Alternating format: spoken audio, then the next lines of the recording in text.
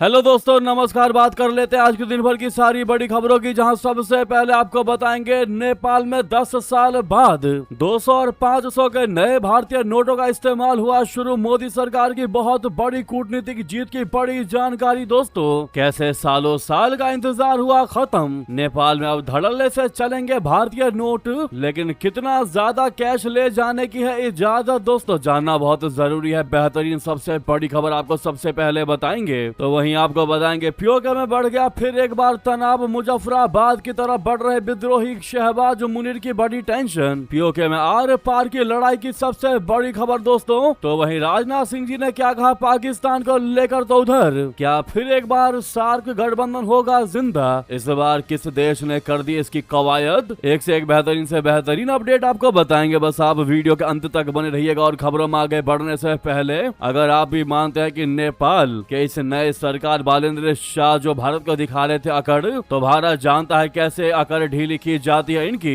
जो अब लाइन पे आते दिखाई दे रहे हैं ये देश भारत के पड़ोसी, और आने वाले समय में नेपाल के बाद बांग्लादेश भी लाइन पर आएगा। ऐसा हम मानते हैं तो वीडियो को लाइक करके, चैनल को सब्सक्राइब करके, बेल आइकन दबा के कमेंट में जय हिंद कह दीजिएगा। बात करते हैं पहली सबसे बड़ी खबर की, जहां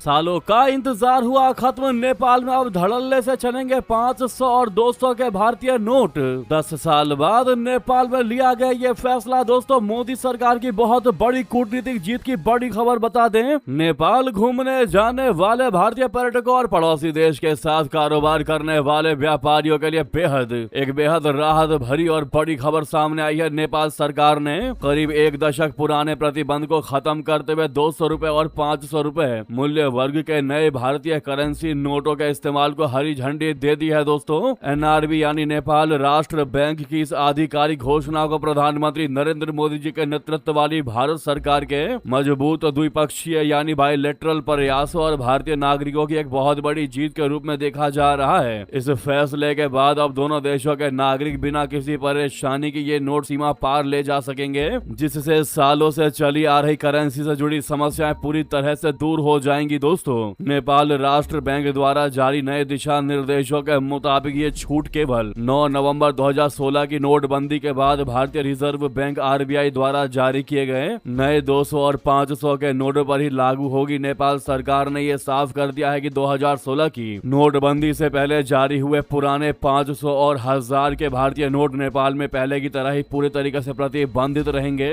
इसके अलावा नेपाल जाने वाले या वहां से वापस भारत आने वाले यात्रियों के लिए भारतीय मुद्रा ले जाने की एक सीमा तय की गई है, जिसके तहत एक व्यक्ति अधिकतम यानी मैक्सिमम 25,000 मूल्य तक के ही भारतीय नोट अपने साथ रख सकता है। दोस्तों, विदेशी मुद्रा के लेन देन को लेकर नेपाल राष्ट्र बैंक ने नए नियम और गाइडलाइंस भी सार्वजनिक किए हैं। इन नियमों के तहत नेपाली नागरिक और विदेशी यात्री 5,000 अमेरिकी डॉलर या इसके बराबर की अन्य विदेशी मुद्रा तक बिना किसी कस्टम डिक्लेरेशन के नेपाल में ला सकते हैं। यदि किसी यात्री के पास 100 या उससे छोटे भारतीय नोट है तो वो 5,000 डॉलर के मूल्य के बराबर की राशि बिना कस्टम घोषणा के अपने साथ ले जा सकता है। हालांकि अगर किसी यात्री के पास 5,000 अमेरिकी डॉलर से अधिक की विदेशी मुद्रा या तय सीमा से ज्यादा नकदी है यानी कैश है, तो उसे हवाई अड्डे या सीमा पार कस्टम कार्यालय में इसकी लिखित घोषणा करनी होगी। इसके अलावा नेपाल से किसी तीसरे देश में भारतीय करेंसी ले जाना पूरे तरीके से गैर कानूनी घोषित किया गया है।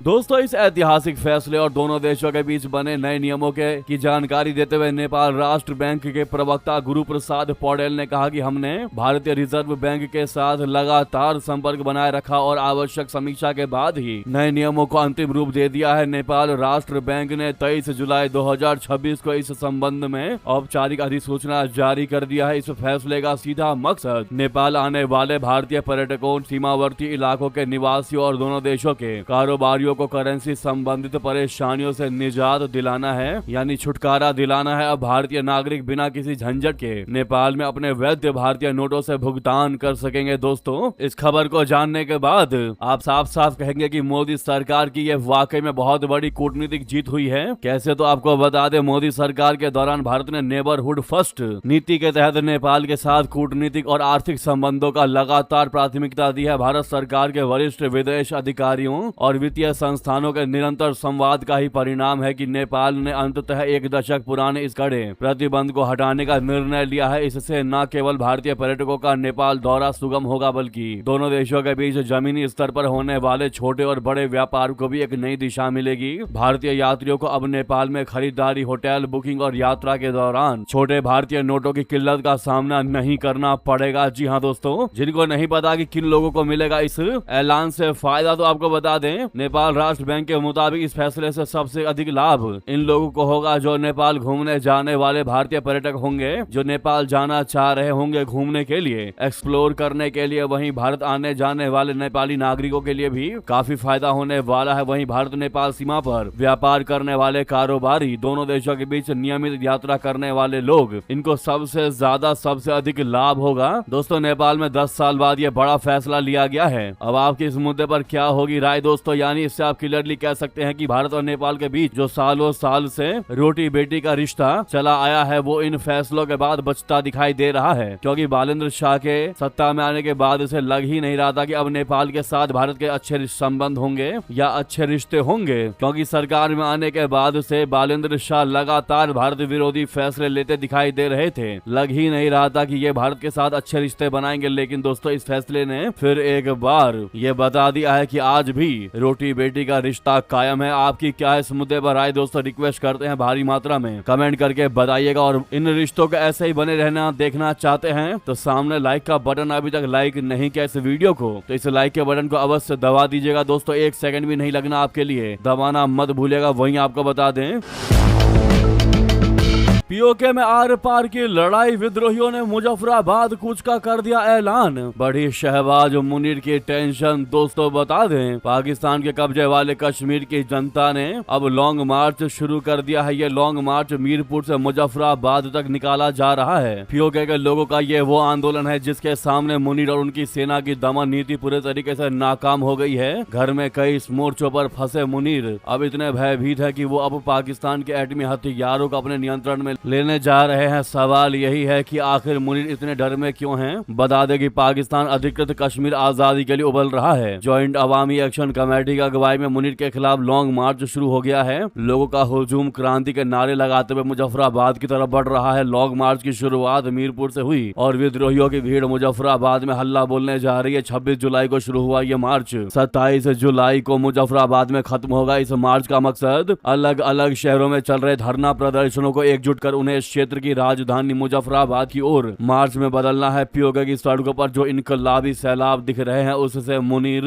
और उनकी सेना भयभीत है। माना यह जा रहा है कि मुनीर की फौज इस प्रदर्शन को रोकने की कोशिश करेगी। ऐसे में प्रदर्शनकारियों और सेना में टकराव भी हो सकता है। पाकिस्तान के कब्जे वाला कश्मीर काफी समय से भारी उथल पुथल से गुजर रहा है। पीओके विधानसभा में शरणार्थियों के लिए सीट आरक्षण के मुद्दे पर बीते महीने शुरू हुए विरोध प्रदर्शन लगातार बढ़ रहे हैं। अब यह विद्रोह बड़े इलाके में फैल चुका है। पीओके के लोग अब महंगाई समेत कई मुद्दों पर पाकिस्तान हुकूमत से सवाल कर रहे हैं। प्रदर्शनकारियों और सुरक्षा बलों के बीच लगातार झड़पें हो रही हैं। मुनीर की फौज दमन के जरिए इस विद्रोह को कुचलने का प्रयास कर रही है, लेकिन वो क्रांति की आवाज को अब तक दबा नहीं पाई है। पाकिस्तान में कई मोर्चों पर विद्रोह का जो बवंडर आया है उससे आसिफ मुनीर इतना डर गए हैं कि अब उन्होंने परमाणु हथियारों को भी अपने हाथ में ले लिया है। पाकिस्तान ने नेशनल स्ट्रेटजी कमांड का गठन किया है। अब देश के परमाणु हथियारों, मिसाइल सिस्टम और अन्य रणनीतिक सैन्य संसाधनों का संचालन एक सेंट्रल सैन्य कमांड के तहत होगा। इसका मकसद army, navy, air force, rocket force और स्ट्रेटजी कमांड को जोड़कर एक संयुक्त कमांड बनाना है। जी हाँ, इस बदलाव के बाद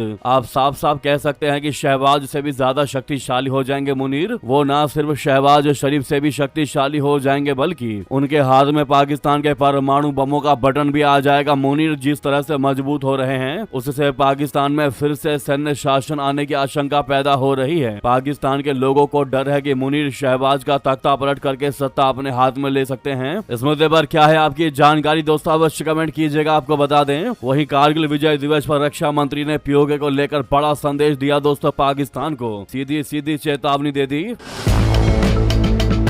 राजनाथ सिंह जी ने कह दिया कि जब तक पीओके वापस नहीं मिलता पाकिस्तान से कोई बातचीत नहीं होगी। जी हाँ, रक्षा मंत्री राजनाथ सिंह जी ने रविवार को द्रास में कारगिल युद्ध स्मारक से एक कड़ा संदेश दिया। राजनाथ सिंह जी ने कहा कि भारत पाकिस्तान के साथ तब तक कोई बातचीत नहीं करेगा जब तक कि पाकिस्तान के कब्जे वाले कश्मीर पीओके की वापसी पर बात न हो जाए, जो भारत का अभिन्न अंग है लेकिन अभी अवैध कब्जे में है। जी हाँ, कारगिल दिवस विजय के कार्यक्रम में बोलते हुए राजनाथ सिंह जी ने कहा कि पाकिस्तान ने आतंकवाद को अपनी सरकारी नीति का एक आधिकारिक हथियार बना लिया है और उसकी सेना और उसके द्वारा समर्थित आतंकवादी समूहों के बीच कोई वास्तविक अंतर नहीं है। उन्होंने चेतावनी दी कि भारत की संप्रभुता को खतरे में डालने की किसी भी कोशिश का सशस्त्र बल बहुत कड़ा जवाब देंगे। राजनाथ सिंह ने इस बात पर जोर दिया कि भारतीय सेना ने ऑपरेशन सिंदूर के जरिए आतंकवादियों और उनके समर्थकों को पहले ही करारी शिकस्त दी है, जो हर शत्रुतापूर्ण हरकत का जबरदस्त ताकत से जवाब देने की भारत की तैयारी और क्षमता को दिखाता है। यानी फिर एक बार भारत ने साफ साफ कह दिया कि भैया तब तक बातचीत नहीं होगी पाकिस्तान से जब तक कि अपना क्षेत्र हम वापस पीओके नहीं ले लेते। अगर आप भी राजनाथ सिंह जी के इस बयान का दिल खोलकर समर्थन करते हैं तो वी सपोर्ट हिज स्टेटमेंट लिखना मत भूलिएगा कमेंट में दोस्तों, वहीं बता दें। भारत के इस दो टूक जवाब के बाद और पीओके में आंदोलन और लोगों में बौखलाहट देखने के बाद दोस्तों घबरा गया पाकिस्तान। शहबाज सरकार का आरोप, विरोध प्रदर्शनों के पीछे भारत का हाथ। जी हाँ दोस्तों, थर थर कांपते भारत पर लगा दिया आरोप। बता दें, पाकिस्तान ने पीओके में जारी इस विरोध प्रदर्शनों और भारत के द्वारा जारी किए गए इस बयान के बाद इस विरोध प्रदर्शन के पीछे भारत का हाथ होने का गंभीर आरोप लगा दिया। पाकिस्तान के सूचना मंत्री अताउल्लाह तरार ने रविवार को कहा कि पाकिस्तानी सुरक्षा एजेंसियों ने हाल ही में पाकिस्तानी विरोधी प्रोपेगेंडा में शामिल एक नेटवर्क का पता लगाया है जिसे भारत से फंड और निर्देश मिल रहे थे। दरअसल पीओके में नागरिक अधिकारों के लिए लड़ने वाले ग्रुप ज्वाइंट अवामी एक्शन कमेटी जाग के समर्थक और आर्थिक और प्रशासनिक सुधारों की मांग कर रहे हैं। पाकिस्तान ने जाग पर पहले ही आतंकवाद विरोधी कानूनों के तहत प्रतिबंध लगा दिया और उनके नेताओं को जेल में डाल दिया है। एक प्रेस कॉन्फ्रेंस में बोलते हुए तरार ने कहा कि पाकिस्तानी एजेंसियों ने डिजिटल मार्केटिंग सर्विस देने वाले एक व्यक्ति को गिरफ्तार किया है। जांच में पता चला कि ये सर्विस भारत से जुड़ी थी और सोशल मीडिया पर पाकिस्तान विरोधी कंटेंट को वायरल करने के लिए बॉट फॉर्म के जरिए गलत जानकारियां फैलाने वाला एक पूरा नेटवर्क काम कर रहा था। उन्होंने आरोप लगाया कि हम पहले ही दिन से ही कह रहे हैं कि ये जॉइंट एक्शन कमेटी कश्मीर के मुद्दे को नुकसान पहुंचाना चाहती है। ये कश्मीर और पाकिस्तान के रिश्तों को कमजोर करना चाहती है और ये एक साजिश है जिसके तहत ये सभी गतिविधियां हो रही हैं। यानी कि दोस्तों अब पीओके में इस मचे बवाल को लेकर उल्टा बेबुनियाद आरोप भारत पर ही लगा दिया पाकिस्तान ने। यानी जब खुद से संभल नहीं पा रहा है देश, जब खुद से कंट्रोल नहीं कर पा रहे पीओके की जनता को, तो दोस्तों अब चीप पॉलिटिक्स करता नजर आ रहा है पाकिस्तान, जो हर बार करता है। अपनी नाकामियों से बचने के लिए वो भारत पर गंभीर आरोप लगा रहा है। और साथ में आप ये भी कह सकते हैं कि जैसा कि भारत में जंतर मंतर पर प्रोटेस्ट हुआ, दिल्ली पुलिस ने कहा कि इसका पाकिस्तानी कनेक्शन है और काफी सारे कंटेंट्स को ब्लॉक किया गया दोस्तों, डिलीट किया गया। ऐसा लगता है कि पाकिस्तान भी भारत को देखकर सेम चीजें रिपीट करने की बातें करता है जैसे अभी उसने किया, ताकि वो दुनिया को दिखा सके कि भारत की ओर से भी पाकिस्तानियों में भ्रम फैलाने का प्रयास किया जा रहा है। यानी कि नकलची व्यक्ति के रूप में कार्य करता दिखाई दे रहा है पाकिस्तान। दोस्तों क्या होगी इस मुद्दे पर आपकी राय अवश्य कमेंट करके बताइएगा। रिक्वेस्ट है दोस्तों जाहिर तौर पर कमेंट कीजिएगा। तो वहीं आपको बता दे सबसे बड़ी खबर,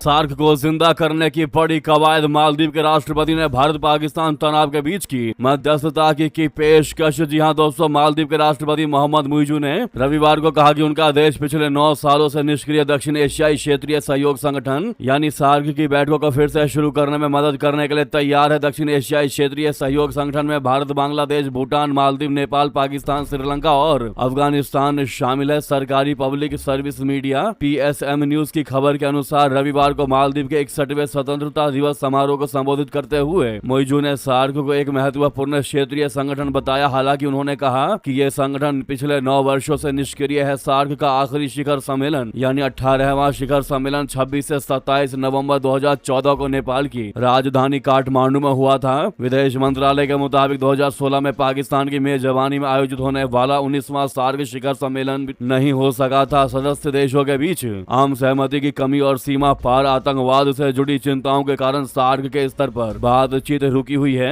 मुइज़ो ने कहा कि मालदीव ने हमेशा विवादों के शांतिपूर्ण समाधान की वकालत की है और बातचीत को बढ़ावा देने में अग्रणी भूमिका निभाने के लिए तैयार है। उन्होंने इस बात पर जोर दिया है कि क्षेत्र में शांति और स्थिरता बनाए रखने के लिए सार्क को फिर से सक्रिय करना और सदस्य देशों के बीच बैठ के दोबारा शुरू करना जरूरी है। मुइज़ो ने कहा कि मालदीव भिन्न भिन्न मत वाले सभी पक्षों से क्षेत्रीय विकास और शांति को प्राथमिकता देने और सहयोग की भावना से काम करने का आह्वान करता है। PSM न्यूज ने मुइज़ो के हवाले से कहा कि यदि ऐसा करने में कोई कठिनाई आती है तो मालदीव पहल करने और उन चर्चाओं को आगे बढ़ाने में मध्यस्थ की भूमिका निभाने के लिए तैयार है। अब ऐसे में मालदीव के राष्ट्रपति मोहम्मद मुइज़ो ने सार्क को फिर से जिंदा करने की बात कही है। दोस्तों, क्या लगता है आपको भारत इसके लिए तैयार होगा? वहीं आपको बता दें, ब्लैक सी में फिर बढ़ा तनाव। ओडेशा पोर्ट पर 4 भारतीयों वाले जहाज पर बड़ा अटैक। एक हफ्ते में दूसरी ये सबसे बड़ी घटना। दोस्तों, यूक्रेन के ओडेशा पोर्ट पर 4 भारतीय नागरिकों को ले जा रहे एक कमर्शियल जहाज पर बड़ा अटैक हुआ है। कीव में भारतीय दूतावास के एक आधिकारिक बयान के मुताबिक 2 क्रू मेंबर सुरक्षित हैं, जबकि बाकी 2 के बारे में अभी जानकारी का इंतजार है। दूतावास के बयान के मुताबिक ये घटना शनिवार को हुई जब MV एजियन रागनार पर ओडेशा पोर्ट पर हमला हुआ। ओडेशा पोर्ट यूक्रेन के अहम ब्लैक सी पोर्ट्स में से एक है, जिस पर 2022 में रूस यूक्रेन संघर्ष शुरू होने के बाद से कई बार हमले हुए हैं। भारतीय मिशन ने एक बयान में कहा है कि वो स्थिति पर बारीकी से नजर रख रहा है। यह घटना ओडेशा पोर्ट पर रूसी हमले में 4 भारतीय नाविकों की मौत के कुछ दिनों बाद हुई है। इस हमले के बाद भारत ने रशिया के सबसे वरिष्ठ राजनयिक को तलब किया था और कड़ा विरोध दर्ज कराया था। यह हमला ऐसे समय हुआ है जब भारत में ब्लैक सी में जहाजों पर काम करने वाले नागरिकों के लिए एक एडवाइजरी जारी की है। एडवाइजरी में कहा गया है कि इन इलाकों में चलने वाले या यहाँ से गुजरने वाले कमर्शियल जहाजों को सुरक्षा से जुड़े बड़े खतरों का सामना करना पड़ रहा है, जिनमें मिसाइल और ड्रोन हमले भी शामिल हैं। विदेश मंत्रालय के एक बयान में कहा गया कि अप्रैल से कमर्शियल जहाजों पर ऐसे हमलों में बढ़ोतरी हुई है, जिनमें 5 भारतीयों की मौत हो चुकी है। सलाह में कहा गया है कि जो नाविक इस इलाके में काम करना चाहते हैं उन्हें बहुत सावधानी बरतनी चाहिए और अन्य एहतियाती कदम उठाने चाहिए। इनमें नियोक्ताओं, भर्ती एजेंसियों और जहाज ऑपरेटरों से जहाज के रूट, जिन बंदरगाहों पर जहाज रुकेगा, सुरक्षा इंतजामी, बीमा कवरेज और आपातकालीन स्थिति में कार्रवाई के तरीकों के बारे में पूरी जानकारी लेना शामिल है। जी हाँ दोस्तों, वहीं उधर यूक्रेन पर भड़का ईरान। अरागची ने कहा कि जेलेंस्की ने इजराइल के इशारे पर किया है यह हमला। साथ में बदले की बड़ी धमकी दे दी ईरान ने। जी हाँ, ईरान के कैस्पियन सागर में अपने जहाज पर हुए हमले पर तीखी प्रतिक्रिया दी है। ईरानी विदेश मंत्री अब्बास अरागची ने कहा है कि कैस्पियन सागर में यूक्रेन के हमले में एक ईरानी नाविक की मौत हुई है। उन्होंने इसे यूनाइटेड नेशन चार्टर का उल्लंघन करार दिया। अरागची ने दावा किया कि यूक्रेन ने यह हमला इजराइल के कहने पर किया है। उन्होंने चेतावनी देते हुए कहा कि इसका जवाब अवश्य दिया जाएगा। ईरान की धमकियों के बाद कैस्पियन सागर से फारस की खाड़ी तक तनाव काफी गड़बड़ा गया है। दोस्तों, अरागची ने एक्स पर लिखा कि जेलेंस्की ने ईरान के एक कमर्शियल जहाज पर हमला किया है, जिसमें एक नाविक की मौत हो गई है। उन यूनाइटेड नेशन चार्टर का खुला उल्लंघन है, जो इजराइल के कहने पर यूरोप को अपनी लड़ाई में घसीटने के लिए किया गया। साथ में जानकारी ये भी है कि क्या ईरान को तबाह करके ही दम लेगा इजराइल? ट्रंप और नेतन्याहू की बैठक में होगा सबसे बड़ा फैसला। दोस्तों, क्या है जानकारी आपको बता दें, इजराइल के प्रधानमंत्री बेंजामिन नेतन्याहू मंगलवार को व्हाइट हाउस में अमेरिकी राष्ट्रपति डोनाल्ड ट्रंप से मुलाकात कर रहे होंगे। प्रधानमंत्री बेंजामिन नेतन्याहू कार्यकाल की ओर से जारी बयान में कहा गया है कि यह मीटिंग सीनेटर लिंडसे ग्राहम के अंतिम संस्कार के लिए नेतन्याहू के दौरे के साथ हो रही है। रिपब्लिकन सीनेटर लिंडसे ग्राहम की पिछले हफ्ते अचानक मौत हो गई थी। वो वॉशिंगटन में इजराइल के सबसे पक्के समर्थकों में से एक थे। बयान में कहा गया कि राष्ट्रपति ट्रंप के बुलावे पर प्रधानमंत्री बेंजामिन नेतन्याहू सोमवार को ऑफिशियल दौरे के लिए वॉशिंगटन जाएंगे। इस दौरे के हिस्से के तौर पर प्रधानमंत्री मंगलवार को व्हाइट हाउस में राष्ट्रपति ट्रंप से मिलेंगे और सीनेटर लिंडसे ग्राहम के अंतिम संस्कार में शामिल होंगे। यह दौरा ट्रंप के दूसरे कार्यकाल में व्हाइट हाउस में नेतन्याहू का 7वां दौरा होगा, जो दुनिया के किसी भी दूसरे नेता से कहीं ज्यादा है और इजराइल के प्रति प्रशासन के लगातार कमिटमेंट को दिखाता है। इस दौरे से अमेरिका और ईरान के बीच चल रही जंग को नई दिशा मिलेगी और ये मीटिंग ईरान और अमेरिका के बीच जंग का निर्णायक मोड़ हो सकता है और इससे ईरान के साथ साथ पूरे अरब के भविष्य को भी तय करेगा। जी हाँ दोस्तों, इतना ही नहीं, वही आपको बता दें, लूला दा सिल्वा ने ट्रंप से लिया सीधा पंगा। अब क्या करेगा डोनाल्ड ट्रंप? जी हाँ, ब्राजील ने खारिज कर दिए अमेरिकी अफसरों के वीजाज। दोस्तों, अभी की सबसे बड़ी जानकारी बता दें, ब्राजील ने 2 अमेरिकी अधिकारियों के वीजा अनुरोधों को ठुकरा दिया है। ये दोनों अमेरिकी अधिकारी राष्ट्रपति डोनाल्ड ट्रंप के आदेश पर ब्राजील की चुनावी प्रणाली की निष्पक्षता पर सवाल उठाने के लिए वहां जाने की योजना बना रहे थे। ट्रंप कई बार ब्राजील के वर्तमान वामपंथी राष्ट्रपति लुइज इनाजियो लूला दा सिल्वा सिल्वा की आलोचना कर चुके हैं। उन्होंने ब्राजील पर 50% का टैरिफ भी लगाया था, जिसे बाद में कम कर दिया गया। अब ब्राजील के इस कदम से ट्रंप का भड़कना तय माना जा रहा है। ऐसी आशंका है कि ट्रंप एक बार फिर ब्राजील पर भारी टैरिफ लगा सकते हैं। वहीं आपको बता दें,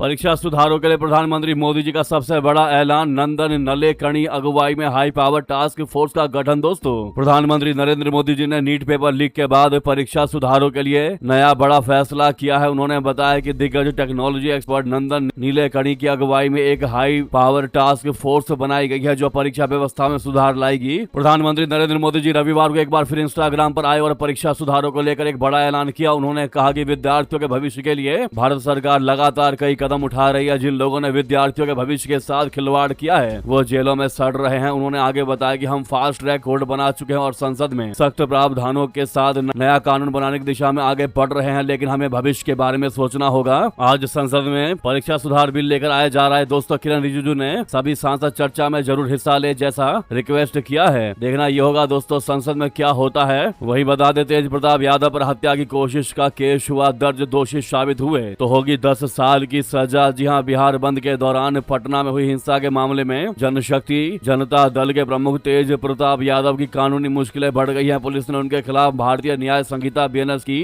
कई गंभीर धाराओं में मुकदमा दर्ज कर लिया है। इनमें सबसे गंभीर धारा 109 है, जो हत्या का प्रयास यानी अटेम्प्ट टू मर्डर से जुड़ी है। यदि अदालत में यह आरोप साबित हो जाता है तो आरोपी को 10 साल तक की जेल और जुर्माने की सजा हो सकती है। गंभीर चोट साबित होने की स्थिति में सजा उम्र कैद तक बढ़ सकती है। जानकारी के अनुसार पटना की एक अदालत ने तेज प्रताप यादव को 14 दिन की न्यायिक हिरासत में भेज दिया है। इसके बाद उन्हें बेऊर केंद्रीय कारागार में रखा गया है। उनकी गिरफ्तारी शनिवार शाम पटना के एक शॉपिंग मॉल से की गई थी। दोस्तों, पुलिस के मुताबिक ये मामला बिहार बंद के दौरान हुई हिंसा से जुड़ा है। प्रदर्शन के दौरान गांधी मैदान इलाके में प्रदर्शनकारियों और पुलिस के बीच झड़प हुई थी। इस दौरान पथराव और हिंसा की घटनाएं हुई हैं, जिसमें कई पुलिसकर्मी घायल हो गए हैं। वही चौंकने वाली जानकारी ये भी सामने आ रही है। दोस्तों, धर्मेंद्र प्रधान के इस्तीफे के एक दिन जस्ट बाद कपिल सिब्बल से मिला अभिजीत दिपके। दोस्तों, राजधानी दिल्ली के जंतर मंतर पेपर लीक शिक्षा प्रणाली में कथित गड़बड़ियों को लेकर कॉकरोच जनता पार्टी के बैनर तले हो रहा प्रदर्शन केंद्रीय शिक्षा मंत्री धर्मेंद्र प्रधान के इस्तीफे के साथ शनिवार को खत्म हो गया। विपक्ष और प्रदर्शनकारी लगातार शिक्षा मंत्री के इस्तीफे की मांग कर रहे थे। इस बीच रविवार को सीजेपी प्रमुख अभिजीत दिपके देश के बड़े वकील और राज्यसभा सांसद कपिल सिब्बल से मिलने उनके घर गए। दोस्तों, समाजवादी पार्टी से राज्यसभा सांसद कपिल सिब्बल ने शिक्षा मंत्री धर्मेंद्र प्रधान के इस्तीफा देने के बाद सभी छात्रों को बधाई दी थी। वहीं आपको बता दें, 100% शुद्ध पेट्रोल मिले। सीजेपी को मिले सफलता के बाद मैदान में उतरी E20 जनता पार्टी। जी हां, कॉकरोच जनता पार्टी के आंदोलन की सफलता के बाद अब सोशल मीडिया पर एक और जनता पार्टी की एंट्री हो गई है। इस बार मुद्दा नीट नहीं बल्कि E20 पेट्रोल है। E20 जनता पार्टी नाम से शुरू हुए इस डिजिटल कैंपेन की मांग है कि देश के लोगों को E20 के साथ साथ 100% शुद्ध पेट्रोल खरीदने का भी विकल्प मिलना चाहिए। अभियान का दावा है कि वो इथेनॉल मिश्रित पेट्रोल का विरोध नहीं कर रहा, बल्कि ग्राहकों को अपनी आवश्यकता के हिसाब से ईंधन चुनने की आजादी चाहता है। मीम्स, तंज और सोशल मीडिया पोस्ट के जरिए शुरू हुई ये मुहिम अब पेट्रोल पंप से लेकर सरकार की ईंधन नीति और उपभोक्ताओं के अधिकारों तक नई बहस छेड़ रही है। दोस्तों, अगर आप भी वाहन का इस्तेमाल करते हैं तो आप जरूर कमेंट करके बताइएगा आप लोग क्या अभी तक कोई प्रॉब्लम फेस कर पा रहे हैं या फिर बेहतर है आपके लिए E20 पेट्रोल। जो भी आपकी राय हो दोस्तों, भारी मात्रा में कमेंट करके बताइएगा। लगे हाथ तो इस वीडियो को लाइक करके चैनल को सब्सक्राइब करके बेल आइकन दबा के कमेंट में जय हिंद अवश्य कहिएगा। और जहां पर भी आपका ग्रुप हो व्हाट्सएप, फेसबुक चाहे एक्स पर वीडियो को शेयर करना मत भूलिएगा। मिलते हैं आप अगली बड़ी खबर में। यहां तक बने रहने के लिए आप सभी का बहुत बहुत धन्यवाद, बहुत बहुत आभार। जय हिंद, जय भारत।